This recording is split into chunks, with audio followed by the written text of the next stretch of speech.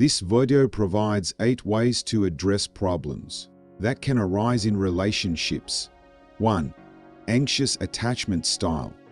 We have all engaged in behaviors that could disrupt a relationship in the past, especially applicable to those with an anxious attachment style. People with this style often overreact to situations that remind them of negative past experiences. Let's look at a typical situation. Someone with an anxious attachment style might experience in a relationship. You and your partner plan to watch a movie together. After a busy day at work, your partner arrives home and immediately falls asleep on the couch. Since you were ready to spend time together, seeing your partner asleep might make you feel neglected or unimportant, which could stem from past experiences of emotional neglect. In such a situation, a person with an anxious attachment style might wake their partner up angrily or react coldly when their partner wakes up. This response can cause confusion and embarrassment for the partner, potentially worsening the situation contrary to the original intent.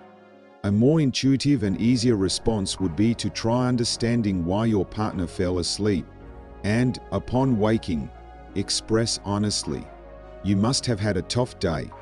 You probably wanted to rest for a bit, but I was looking forward to us watching a movie together." This allows your partner to understand your feelings, and both of you can share emotions, deepening your connection. Another example. If you've been betrayed in the past, you might start doubting your current partner if they are slow to reply to your texts, thinking, "Is this person going to betray me too?" It's as if the ghosts of past hurts are haunting you. In reality, your partner might have just been busy enjoying time with friends, but your mind starts spinning scenarios, making you anxious. People with an anxious attachment style might unknowingly react to the shadows of their past. In such situations, it's important to acknowledge your feelings, but to distinguish whether these reactions are based on the current situation or are an overreaction due to past experiences. First, acknowledge the anxiety you're feeling and ask yourself, is this anxiety magnified by a past situation? Then, try to communicate with your partner to understand the current situation better. For example, "I felt a bit anxious last night when you didn't reply.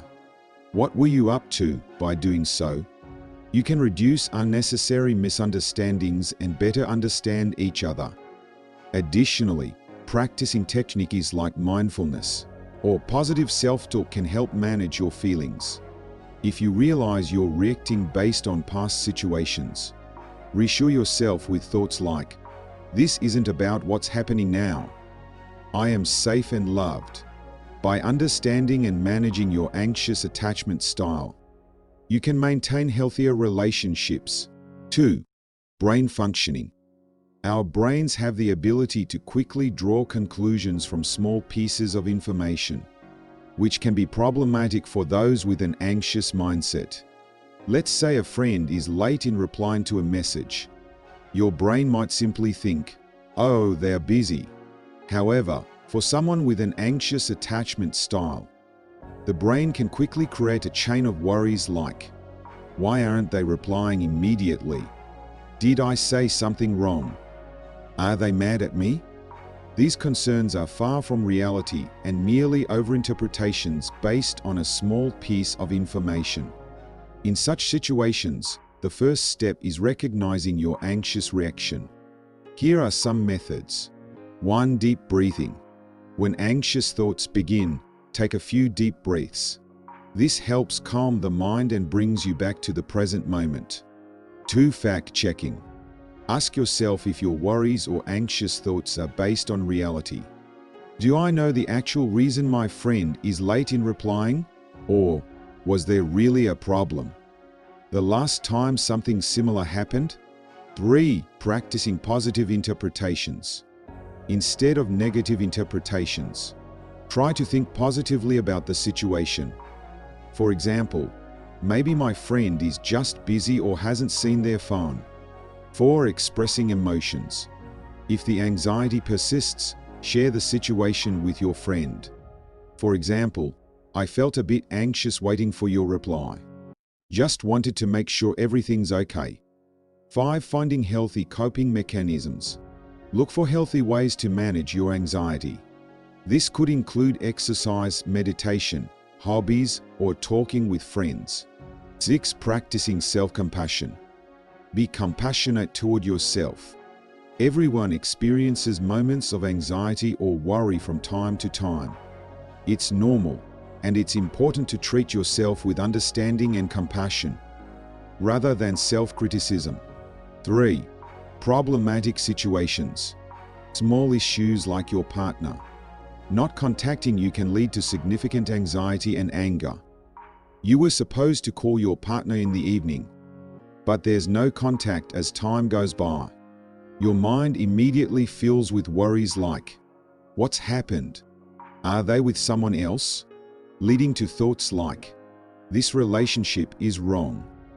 They don't care about me. However, take a moment to breathe deeply and rethink the situation. Perhaps your partner is simply busy or their phone battery has died. Before allowing a small issue to escalate into significant anxiety and anger, pause and try to view the situation from another perspective. 4. Dinosaur DNA analogy.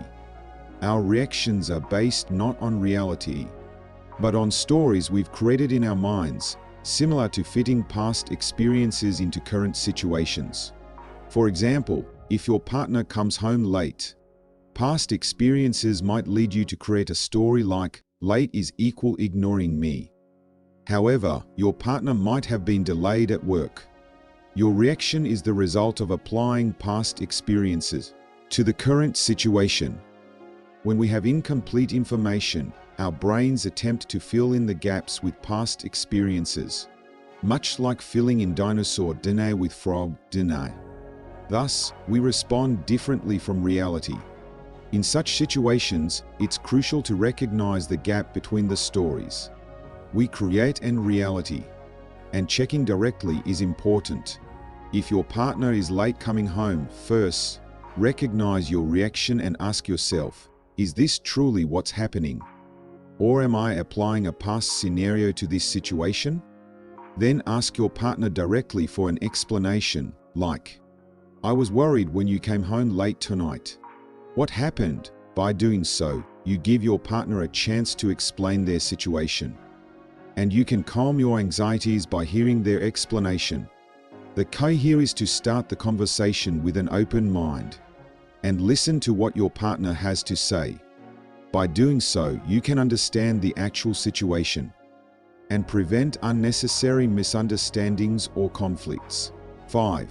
Defensive attitudes. When our partner doesn't understand our aggressive reactions, they become busy defending themselves, losing the opportunity for true healing. Your partner came back from spending the night out with friends. You were angry because they hadn't contacted you. As soon as they return, you lash out. Why didn't you contact me? Were you too busy with someone else? Your partner reacts defensively. I was just with friends. Why are you so angry? In this situation, both become defensive, and the opportunity to understand each other's feelings is lost.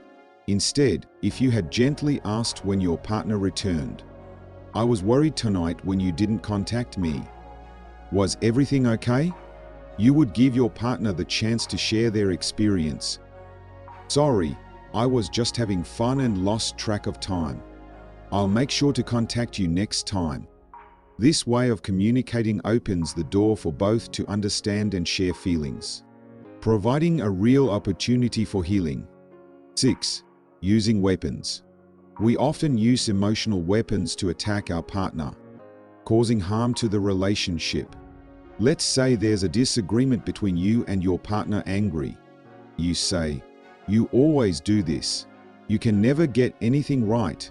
Using emotional weapons like this hurts your partner and makes them defensive, deepening the wounds. What if someone said, "This situation is really hard for me. I feel like we're not understanding each other when we talk like this." By expressing your feelings honestly and seeking understanding instead of attacking, You create an opportunity for your partner to open up and listen. This approach opens the heart and truly communicates, creating a path for positive change. 7. Personal responsibility. We must take responsibility for expressing our hurt in a healthy way. How we express our emotions greatly impacts our relationship. For instance, let's say you're angry at your partner. Reacting from a place of hurt, you might yell, "You're always the problem." But speaking this way becomes defensive and makes communication more difficult. Instead, saying, "I was really hurt by what you said today. Can we talk about it?" allows you to express your feelings directly and honestly, giving your partner the chance to understand your perspective and improving communication between you two. Practicing taking personal responsibility and expressing emotions healthily can lead to positive changes in your relationship. 8. Communication with your partner. We are responsible for communicating healthily with our partner, playing a crucial role in the relationship. Imagine you went out to dinner with your partner, but you didn't like the food you ordered. Your partner feels uncomfortable hearing you complain, "This food is the worst. I regret coming here." Instead saying, "This dish isn't quite to my taste. Maybe we can try something different next time," can positively turn the situation around, easing tensions in your relationship with your partner. Healthy communication is important even in these small moments, helping to deepen understanding and respect for each other. This video has looked at 8 ways to address and solve problems that can occur in relationships. We hope this video helpful for you. See you in the next one. Wishing you well-being and love. Thank you.